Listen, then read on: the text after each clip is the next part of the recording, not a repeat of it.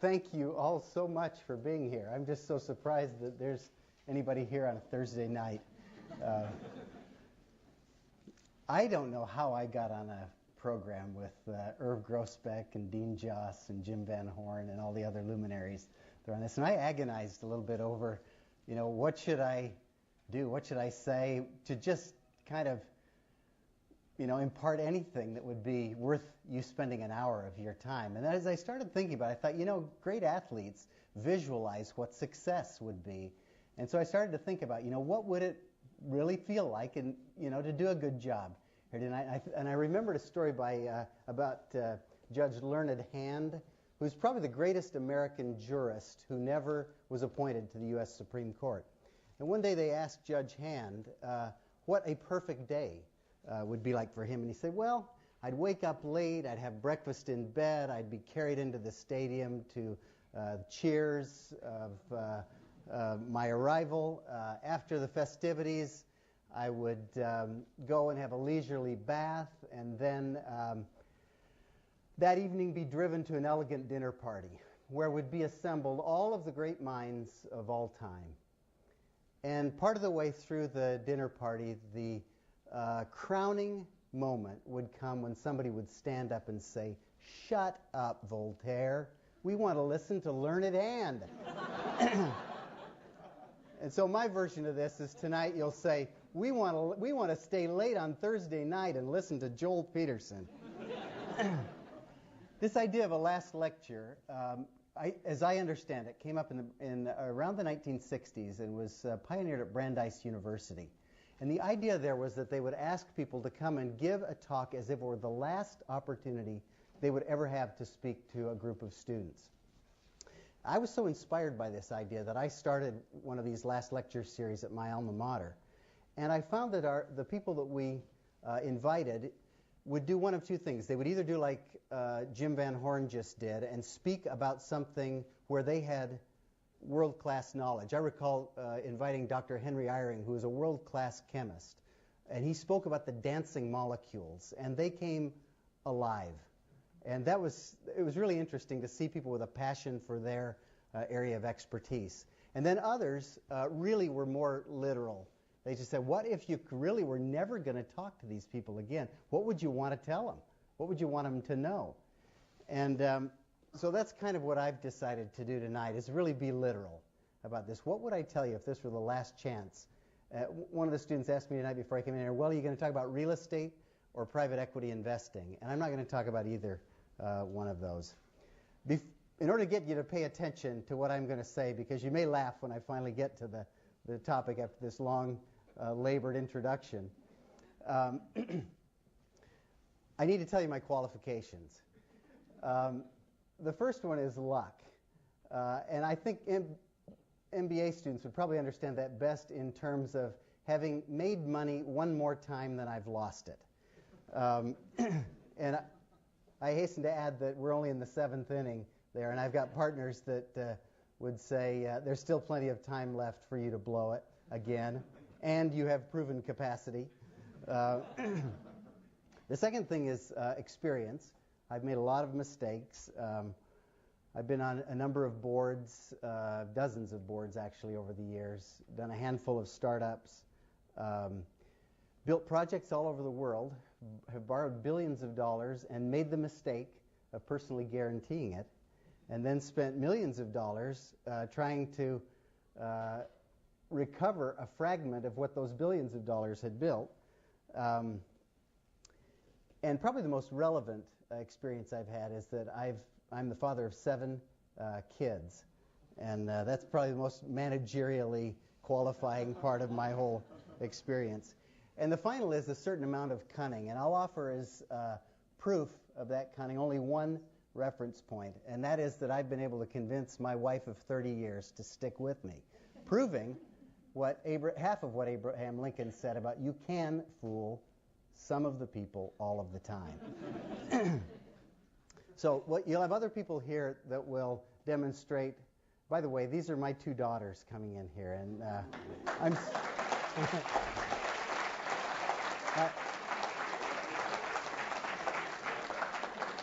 Before I started tonight, I thought they would be the only friendly faces here. But I recognize a number of students from class here, so I'm actually more comfortable than I thought I'd be.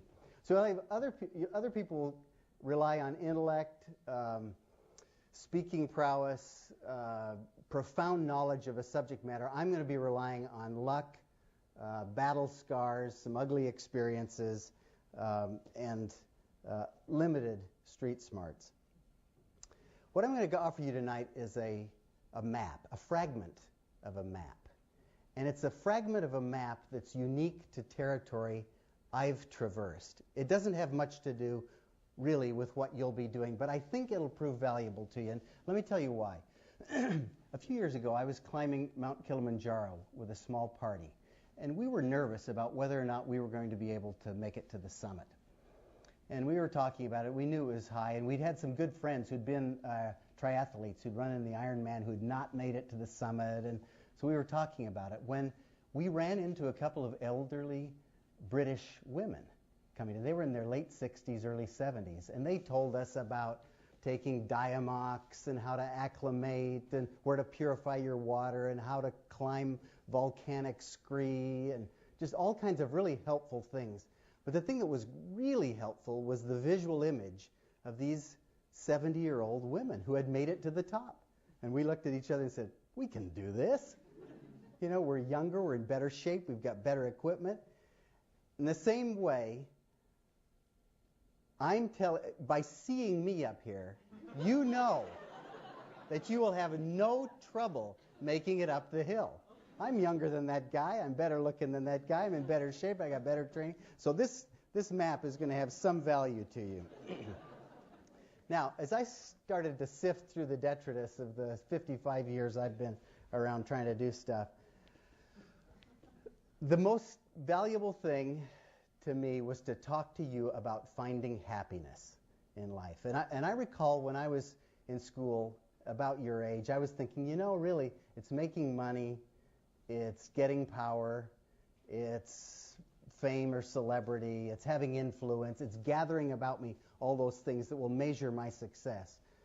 I've since come to the point of, and I'll put a slide up here because I've referenced it, by using a quote from a fellow by the name of Frederick Buechner, who says that human happiness is a function of discovering the person you are to be, someone to love, and a work to do.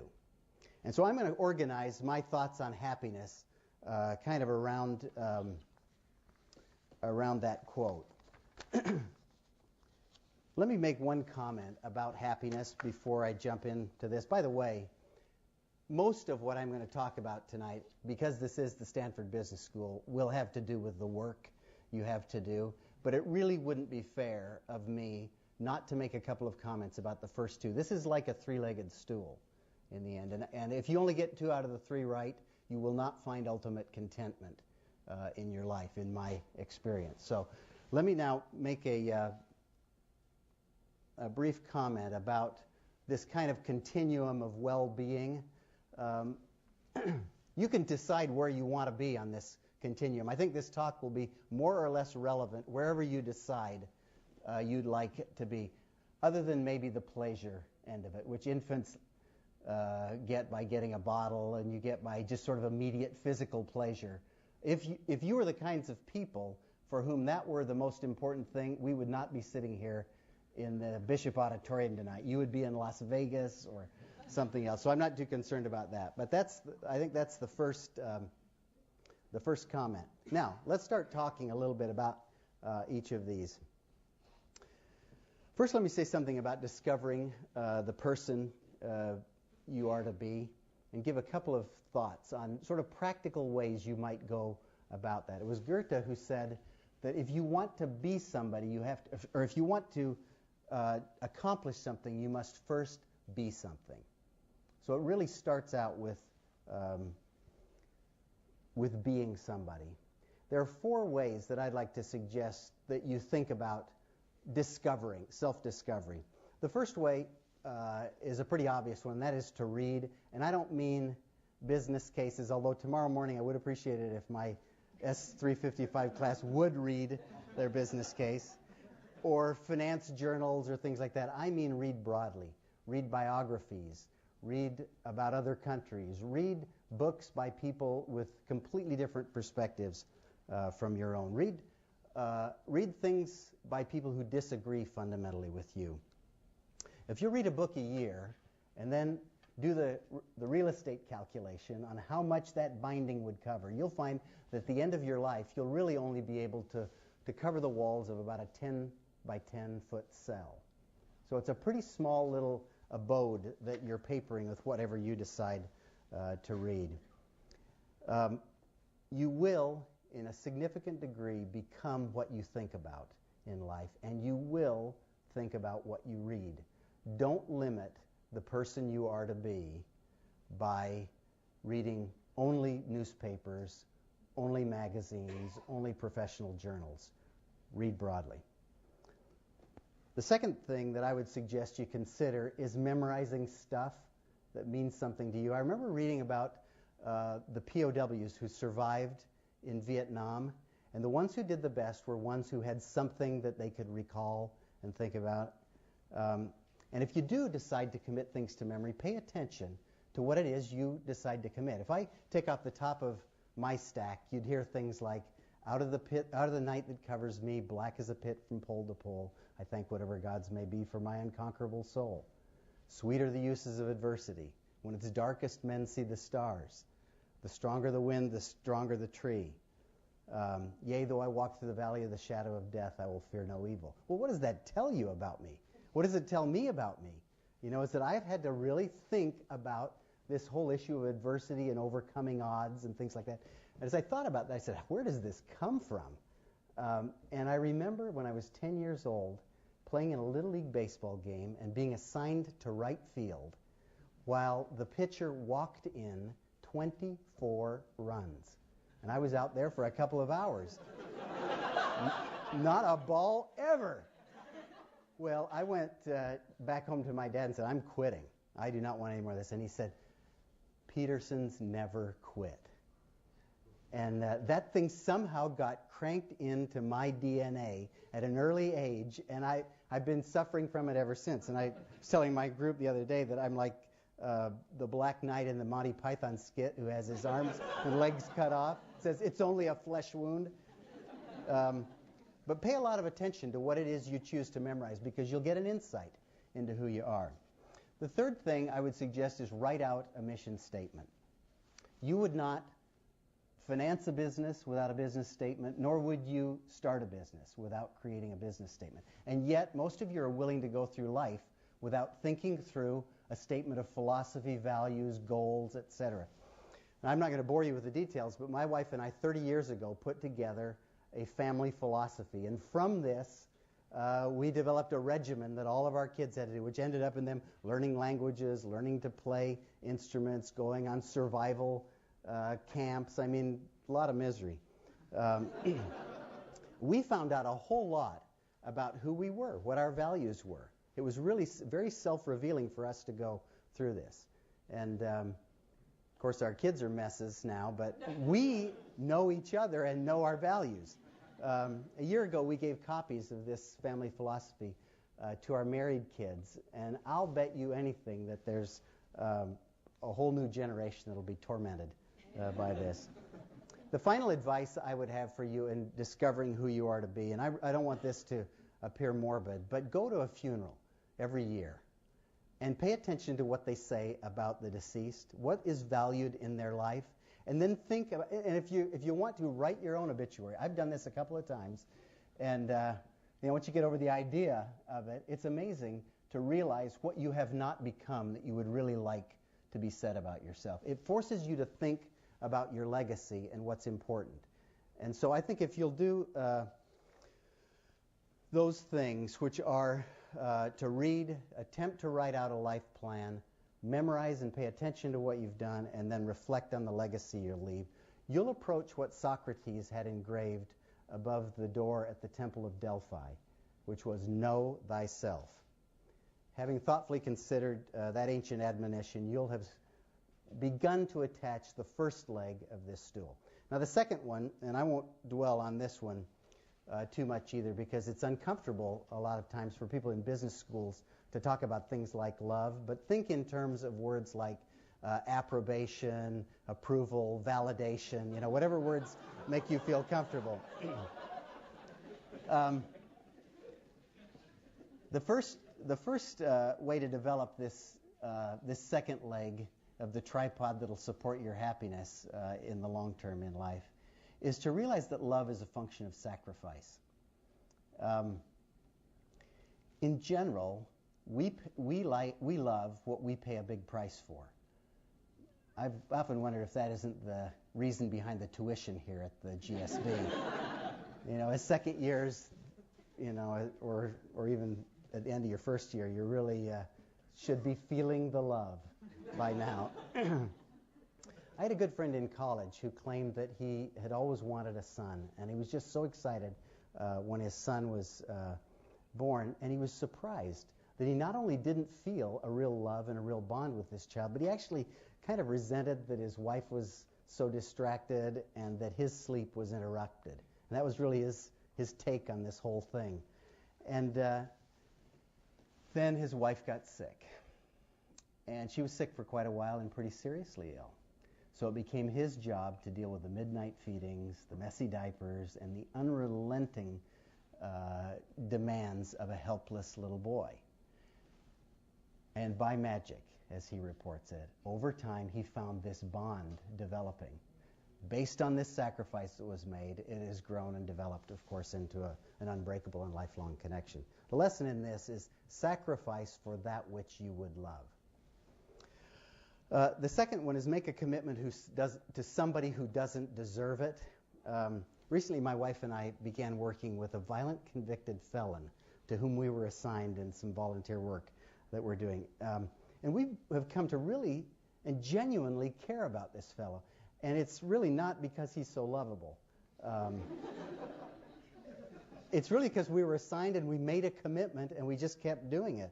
Now, I know this flies in the face of everything we're taught in business school about maximizing returns on time and money.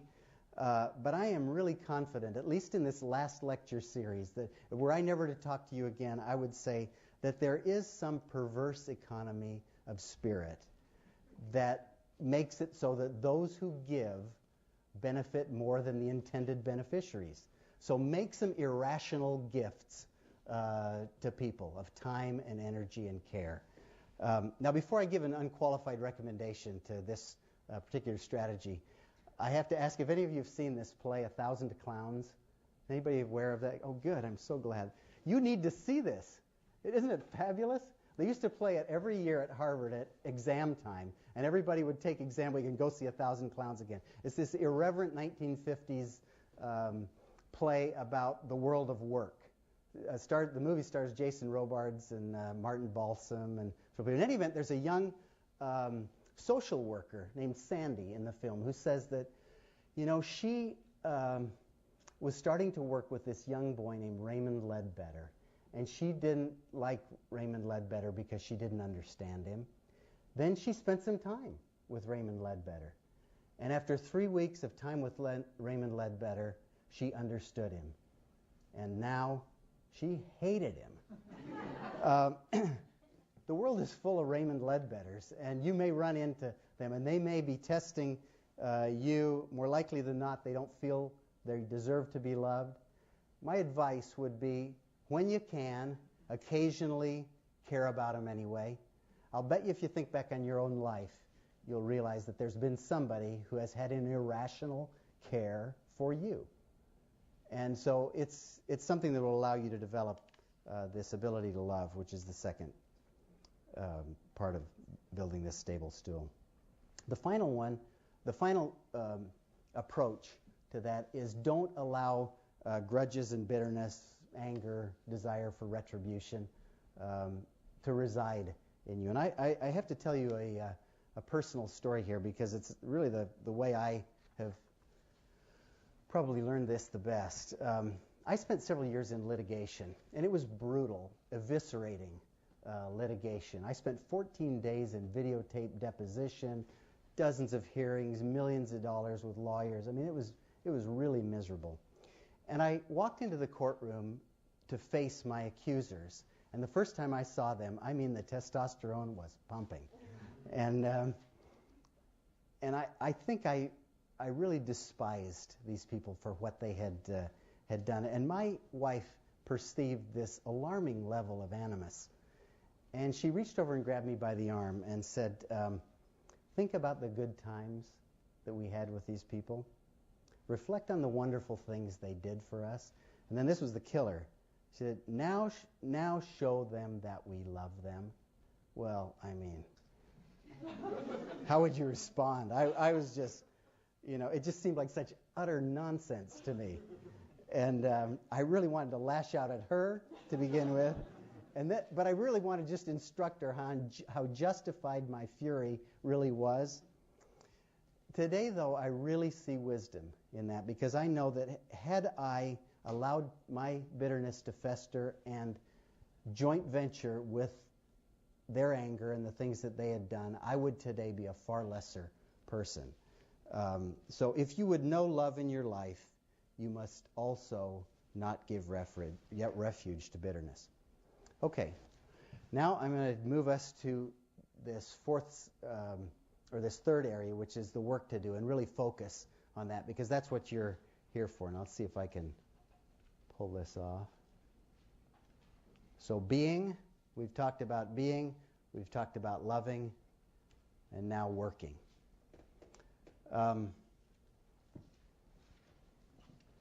The final key to finding happiness is finding a work that you feel passion for and that you can do effectively and efficiently. I'm going to focus tonight on the work of leaders, because that's why you've come to business school. It's what it's preparing you to be. Overarching your eventual success as a leader is an attitude that you must have. And I think you need to be grateful for the opportunity to be a leader. A lot of people seek leadership for the wrong reasons, and there are a lot of people who do it poorly because of that. I was fortunate to work with a guy for 20 years who was a terrific person who used to say virtually every week, if not every day, work is more fun than fun. And that kind of an attitude brought to a leadership is infectious, and it will really change. So start with that. Now let's talk specifics. In my experience, there are 4 things that leaders have to do and do well to be successful. And they have to do with pathfinding, team building, communicating, and being a person that others can trust. Those are really the 4 categories. And I know all kinds of people talk about leadership, and they group the activities different ways. But I'm going to talk just very briefly about being a pathfinder and a team builder, and then really spend some time on these last 2, which I think are the most difficult, the most critical, and the most likely to let you find real meaning in your work and therefore happiness in your life. Pathfinding. To be a pathfinder, or to be an effective leader, you have to define a definition and define mileposts along the way. The one mistake that I think young leaders make is to confuse the path with the goal. They work so hard at creating the path that they become committed to the path. And if you'll actually stay focused on your values and on your objectives and share those with the team that you've got, they'll help you rewrite the path. They'll redraw it for you, and you'll have a lot of help in that. The second one, on being a team builder, it includes, of course, hiring, promoting, rewarding, structuring compensation, and yes, firing. Some advice here. First of all, hire for brains and heart. A lot of people hire for experience, and there are times when that's important, but my experience is you can give people responsibility. With responsibility, they will get experience, and if they have brains and heart, they will turn that experience into wisdom, which is, after all, the ability to predict outcomes and influence outcomes in a proper way. So, you're not going to have very much ability to influence raw intelligence, and their character was probably formed at their mother's knee. You're not going to have much opportunity to do much there. So that's how I would counsel you to hire if you would be an effective leader. If you're going to terminate, and you will need to terminate people, my advice is to do it sooner rather than later. Do it quickly. Do it humanely. People rarely get better at stuff. And I hate to say that because I want the others so much. You really want to help them get there, but my experience is there's a big market out there. There are a lot of opportunities, and your job is to help people find their highest and best use, to use a real estate term. When you give feedback to people that are on your team, remember the 4-to-1 rule. And that is that if people receive negative feedback, it will take four pieces of positive feedback for them to consider it even. Somehow we just register, we're just all sensitive, and we just really register the negative feedback more than the positive. So remember that one. There really are very few things that you'll do that will leverage you more. If you learn how to hire right, reward right, terminate properly, and give proper feedback, you will find your ability as a leader will be leveraged many-fold. Okay, now let's get into the two that I want to spend most of the time on, which are being an effective communicator and being trustworthy. These are really tough. Now, on being an effective communicator, first of all, you're all experts in it. You've been communicating since you were born. We all speak and write and chat and listen and walk around, and we communicate all day long, every day, within teams that we work and externally to the market. So we're experts at that. You couldn't stop communicating if you wanted to. But there are 5 ways that you communicate, and you can become dramatically more effective as a leader in each of these 5 ways. We'll touch on those in just one second.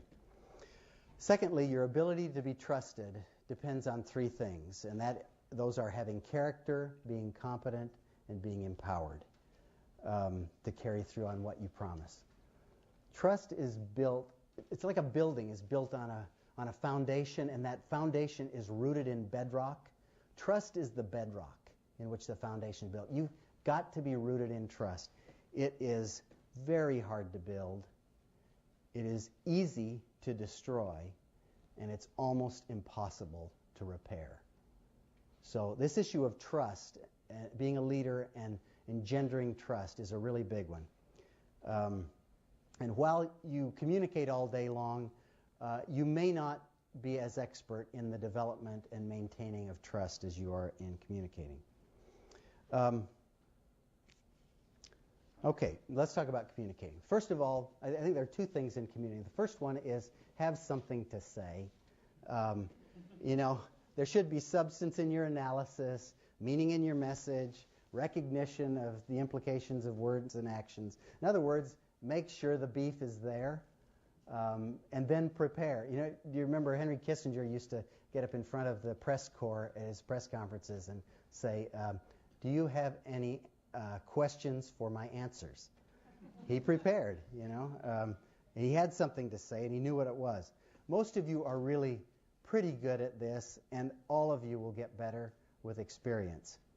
The second part, though, is communicating it effectively, and here's where the 5 ways you communicate comes in. Writing, speaking, listening, behaving, and this specialized form of communication, which we call negotiation. First of all, writing. I'll offer some suggestions here. Write short memos. Use short words. Use short sentences. Think of The Economist, which is one of the best written periodicals, which deals with very complex and difficult subjects. The average sentence in The Economist is 16 words. Get to the point. Recognize that most people do not like to read. Start with your conclusion. Support it with a couple of examples or 2 or 3 or 4 of your analyses, your arguments. People can't remember much more than that. Shakespeare said, brevity is the soul of wit. Don't forget that. Think about it. The Pythagorean theorem is 24 words. Archimedes' principle, 67 words. Lincoln's Gettysburg Address, 289 words. The 10 Commandments are 179. Even the U.S. Declaration of Independence is only 1,300 words. It's the really important stuff, like the alternative minimum tax, that require really long paragraphs and really big words. So learn to write in a compressed, efficient way. Secondly, speaking. Now, most of what you say will be informal and casual interactions, and you're good at those. When it comes to formal presentations, though, a couple suggestions. I would say get some training. Take a course in public speaking. Take a course in dealing with the press. There's a specialized way of communicating there. And then take a course in making effective presentations. Then film yourself. Listen to yourself on tape. Look at your posture. Pay attention to all these data points that are really painful. I was sitting in a board meeting a week or so actually it was a little longer ago than that, in New York. It was overcast. It was boring. You could see the reflections of the members of the board in the window. And so I spent my time, rather than listening to what was going on in this meeting, looking at who all the board members were. Until finally I came to one that said, I wonder who that guy is. And I leaned forward, and he did too. And I backed up, and he did too. I did not recognize. Seriously, I had no clue. I was that old. I mean, you do see I promise you, I see myself as your peer. So get help on that, I promise you.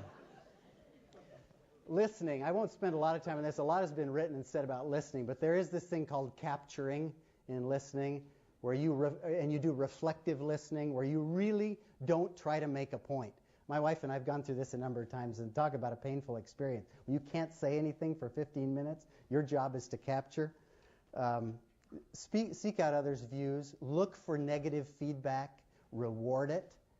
Be happy and spend 20% of your time listening. Now, that doesn't necessarily need to be with your team, but with customers or whatever. But really spend a chunk of your time as a leader listening, getting input. And that takes a lot of discipline to do that. Okay, this fourth one now is this specialized form of communicating called negotiation. It has its own set of rules, and it often has to do with bargaining and offers and counteroffers, which can either be formal or informal, written or verbal. In negotiating, my advice is to develop a style. You will very rarely be able to change your style midstream in a negotiation. And I would say to you, it even goes further than that. It's hard to change it mid-career. You get a reputation for how you deal with people in this conversation. And some people get a very hardball reputation, and they really are not allowed to abandon it. So like the style that you go into your negotiations with, and by the way, you negotiate with your wife and your children and your boss and your coworkers. You're negotiating all the time. It just depends on the level of formality.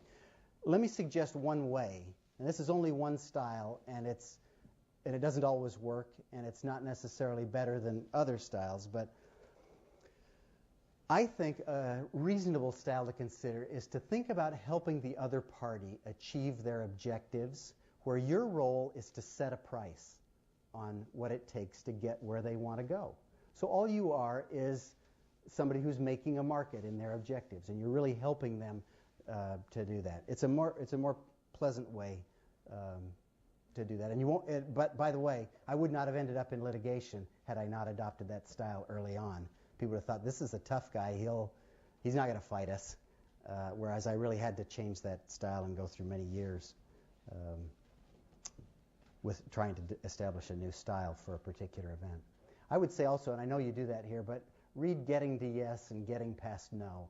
Those are two really pretty good books that'll give you a framework. That get feedback after every negotiation. The best negotiators I've worked with used to huddle with the team afterwards and say, how did we do? How could we have done better? Seek that feedback and refine your negotiations. Wherever possible, use negotiations to build relationships, not just do transactions. And finally, never bluff. I know that's potentially controversial, but that would be it's my last lecture, what the heck. Okay, the last way we communicate is how we behave. And it's, of course, our most potent form of communication. And here, my advice really may surprise you. Don't say or write out values that you're unwilling to live. Dial down the rhetoric to whatever you're willing to live by. Otherwise, what you're going to do is generate a cynicism around you that you won't fully appreciate, perceive maybe, or understand, and you may never overcome it. So make sure that you're behaving consistently with what you're saying in an organization. Okay, the good news about all this communicating stuff is that we can all get a lot better at it. You can practice it, and it's something that you can really work at and become proficient at. The last point that I want to talk about is this one of trust building. This one's tougher, and it is the most critical attribute a leader has. Think about it. If people can't trust you, they really won't follow you to a destination that's other than the one they're going to anyway. Now, there are leaders out there, and I actually worked with one for a number of years, who said that his idea of leadership was finding a parade and getting in front of it. Well, that's one definition of it. If you really want to make a difference, though, let me suggest a handful of ideas. And I'm going to put up this last slide here. We're now talking about being trusted. And there are really sort of three areas. One is how you deal with others. The second is the process. And there are two main processes that will really build trust. And then the third are sort of personal characteristics that you can make sure you have that will dramatically increase how people feel about trusting you. Okay, the first one, and a lot of these I'm going to draw on my own personal experiences, some family-oriented and some business-oriented, so I apologize at the outset for that. The first one, though, in dealing with others, I think these two things are trust other people, even when it costs you. Allow them to make some mistakes, and you need to figure out which ones you're going to allow them to make. But you have to allow people to make some mistakes. And I learned this personally when I was about 15 years old. I wanted to practice driving our car up and down the driveway. I asked my dad for the keys. He tossed me the keys, and I took off. And I ended up running it off into the ditch, getting it stuck. I went back in sheepishly and handed him the keys. He came out, helped me get it out of the ditch, and then I thought he would take the keys in, and that would be that. He tossed me the keys again. Said, "You might want to stay on the driveway this time." And that has so inspired me throughout my life that he was willing to trust me again after I just blew it. And so when my oldest daughter told me that she wanted to go to a dance with a boy prior to the age that we had set up in our family plan, I said, well, you know kind of how we feel about this, and you know all the reasons for it, and I'm sure you agree with them and everything, but I trust you to make the right decision. And why don't you think about it and then come back and tell me about it? So she went off and thought about it, and I said, well, Rebecca, what did you decide? I'm going to the dance. So I had to live with that. And so you have to decide, which ones to do. The cost of overriding that decision are very high on the trust building. If you want to build trust, you've got to pick those moments where you're going to support people's mistakes. The second one in dealing with others that I think has more mileage than any other is to be everyone's assistant. In other words, see yourself as serving other people in the organization, as subordinate to every need. Anything that needs to be done in the organization, you're there to help happen. There's a book that I read a long, long time ago by Robert Greenleaf called Servant Leadership that I would recommend to any of you who are interested in sort of developing this idea. It turned out to be a career changer for me. I started out my career in France, and over there, I look at Sabine there, none of the office help wanted to learn how to run the telex machine. It was beneath them. And it was certainly beneath all the MBAs and the managers to run the telex machine. So I got out the manuals and read them in French, learned how to run the telex machine, and the secretaries would rely on me to send and receive telexes. And I really was happy to do that. Well, one of the things that happened in doing that was I saw every incoming and every outgoing piece of information.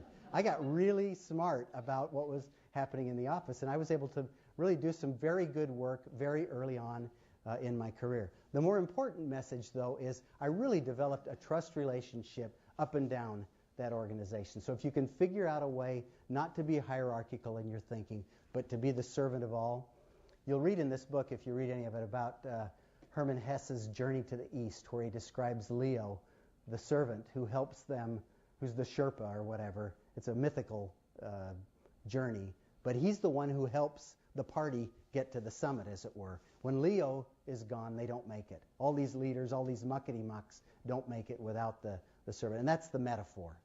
So I think those two things, trusting others, allowing you to make mistakes, and then figuring out where there's a need, serving that need, and not being worried about hierarchy. Okay, the second thing then has to do with process, management. There are two main times, 2 points of pain when you can really increase the trust that you have with your organization, and that is managing in times of change and managing in times of adversity. And let me make some comments about each of those, because I promise you, you will deal with both of these. On change. People don't like change, and almost any organization that you go to work for or organize will suffer from change fatigue. As George Will says, most improvements make things worse. When you make a change, and you will, make sure you're moving toward a goal and not away from something that you don't like. In other words, figure out what it is you want to achieve and move then. Don't just move because you want to get away from something. Make changes sooner than later. I remember one time being excited to build a home and showing the plans to one of my partners who had built secondary recreational houses. And he looked at it, and I was ready to sign the contract and get going with the architect, and I really wanted to get going. I didn't want to change anything in the plans. He looked at them and he said, if you build this way, these ceilings will always be at 8 feet. Well, that's so obvious. But if you think about it, the ceilings will always be at 8 feet. There's some things that if you intervene early, you can, with a sleight of pencil, you can change those ceilings from 8 to 9 to 10 feet if you do it early. If you do it late, they will always be at 8 feet. So make your changes sooner rather than later. When you're making changes, assume that everyone is smart. People, even the dullest people you work with, are pretty smart when it comes to organizational change. So assume people are smart and assume they're volunteers. People have options. All employment is at-will employment, virtually. And just assume that they're smart volunteers, so you need to bring them along. When you present a change for execution, keep it simple. Any of you who've had classes from me have heard me quote my favorite Supreme Court Justice Oliver Wendell Holmes, who said, "I would not give a fig for the simplicity this side of complexity, but I would give my life for the simplicity the other side of complexity." Problems are complex. Issues are complex. If you stop short of dealing with the complexity, you'll be making simple-minded changes that won't work. If you try to execute at the complex stage, you'll fail. You've got to get to the other side of complexity, to that simplicity, in order to be successful. Then, and I've mentioned this to one of my classes, think through the implications of your change. And the screens I run that through are, first of all, what would my lawyer say? Is it legal? Second, would I like it to appear on the front page of the Wall Street Journal? Third, what would I feel like if my neighbor did that to me? And the fourth is the mom test. Could you tell your mom about it? Always do what is right. This will gratify some people and astonish the rest, said Mark Twain.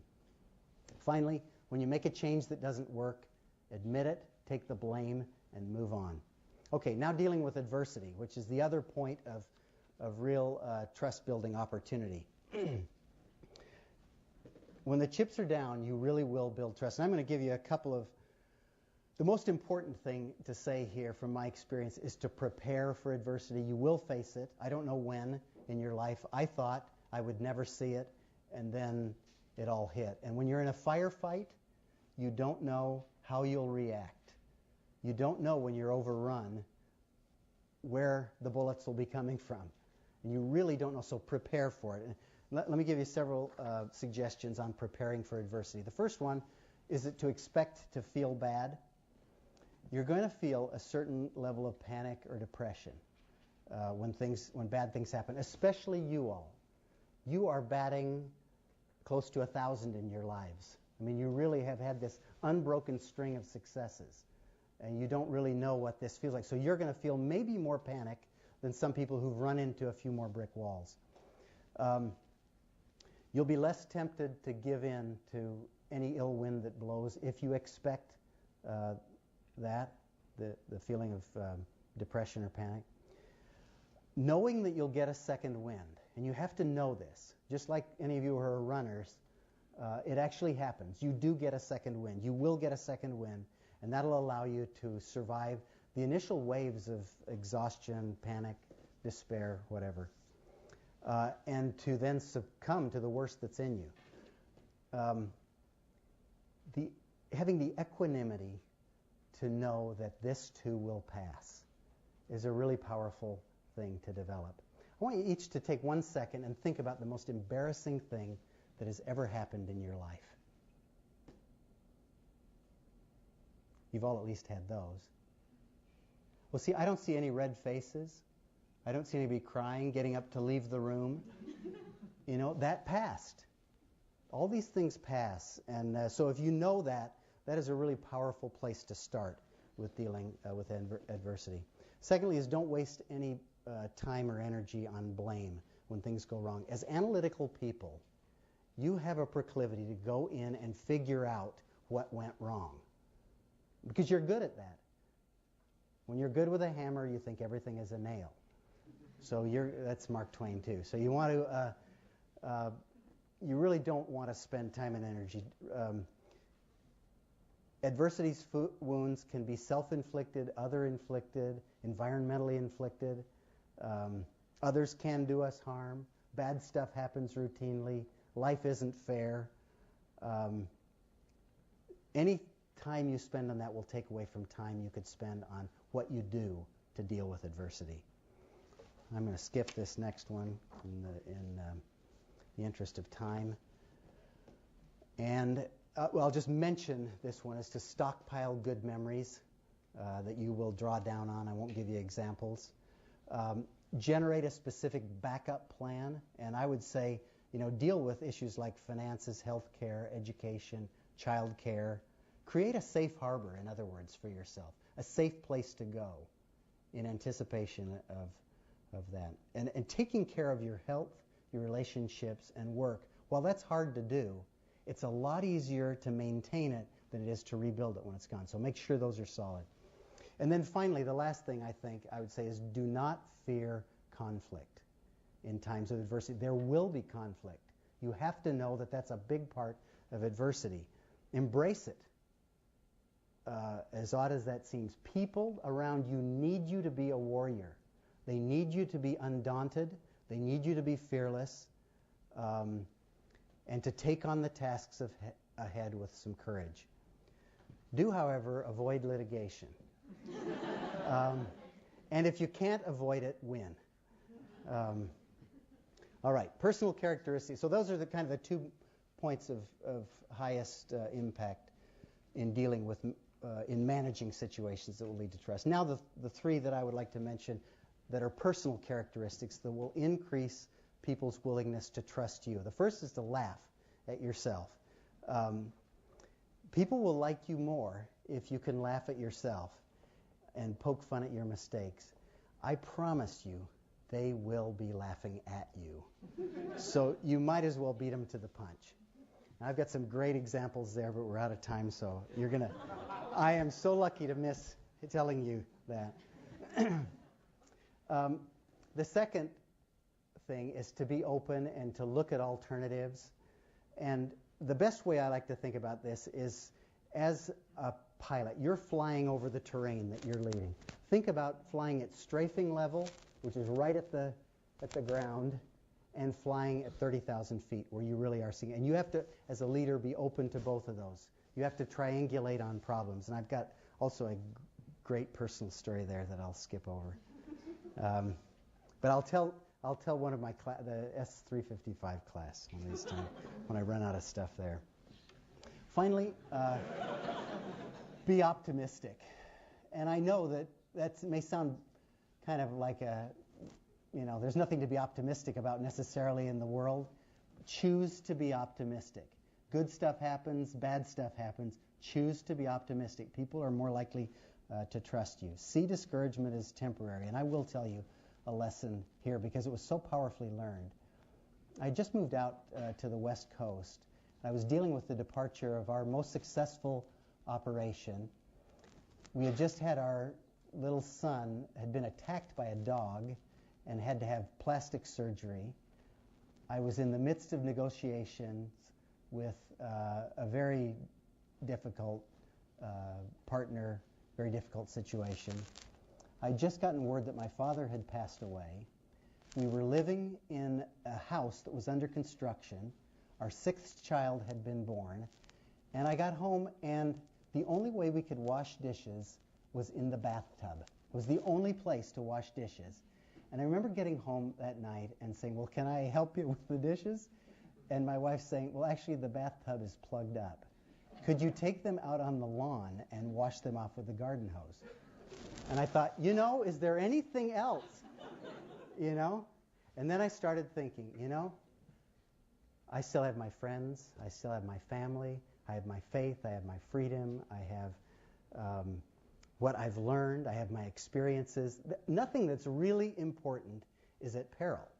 So I am going to be optimistic. And I've remembered that several times. And I want to quote Winston Churchill, who went to a prep school in the darkest days of World War II and met with the young students there. And he warned them not to speak of darker days, but of sterner ones.